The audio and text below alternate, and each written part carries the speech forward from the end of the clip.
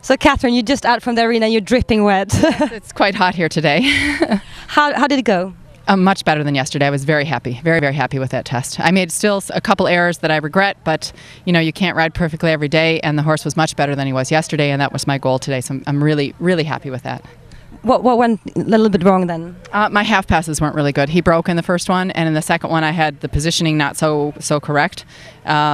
But he was quite touchy today, he was quite sensitive, and I couldn't make as many corrections as I wanted to. But I was happy with the changes, I was happy with the pirouettes. The one-tempies maybe weren't so good, but the passage, piaffe, everything was okay. So how does it feel then to just go out from the arena and then be interviewed at once, first from Åsa and then from me? Is it hard? No, it's not.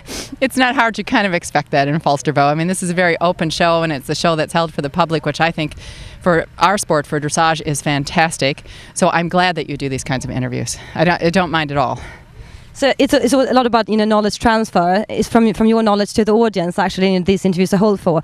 So what do you think about the knowledge you want to spread? What is your kind of good advice to the audience?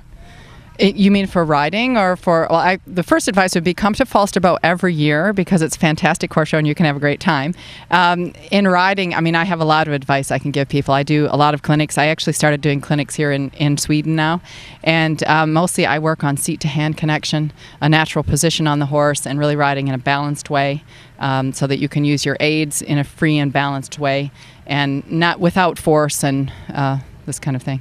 So if they sit there and they actually see your kind of small mistakes, how would you kind of motivate a better correction, or how would you do it next time so you actually can teach a little bit from this ride?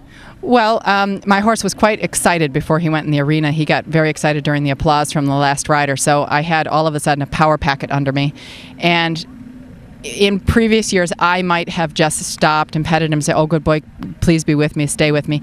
And I've learned over the years that when your horse gets excited like that, the best thing you can do is ride forward. And I did probably 6 extended canters out here. He was bucking, by the way. 6 extended canters with bucking in every single one of them right until the moment when I entered the arena. And that took the air out of his balloon. Otherwise the balloon would have exploded.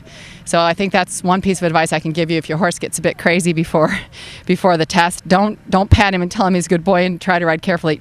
Put your leg on and go forward, go forward, go forward until he breathes and exhales. Thanks a lot, Catherine. Yeah, you're welcome.